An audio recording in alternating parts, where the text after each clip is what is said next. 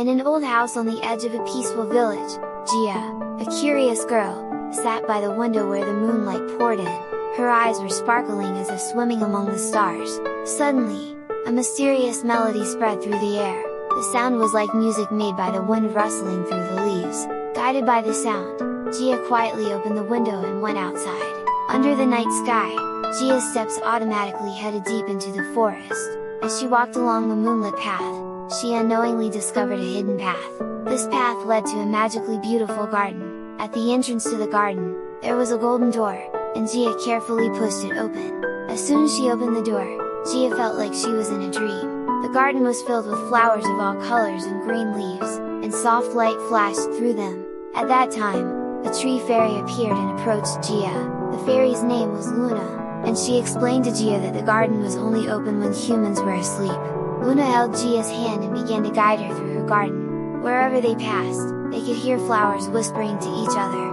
Jia looked around her, unable to hide her surprise. Luna taught Jia how flowers and trees communicate with each other, and what message they want to convey to humans. While walking with Luna, Jia could feel that all the creatures in the garden were taking care of each other like one big family.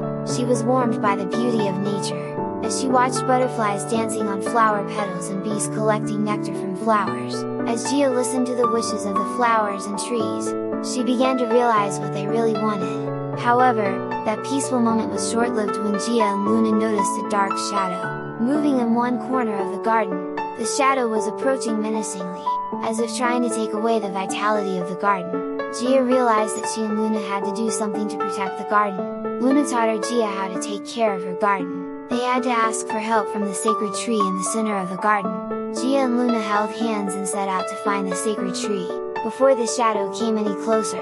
As they approached the center of the garden, the sacred tree began to glow more and more. The light from the trees pushed out the shadows and made the garden peaceful again. Jia approached the tree and laid her hand on it, expressing her desire to protect the garden. Her sacred tree listened to her Jia's wishes and granted her special powers. That power was the ability to communicate with all living things in the garden. Jia can now understand the language of flowers and trees, and communicate with them.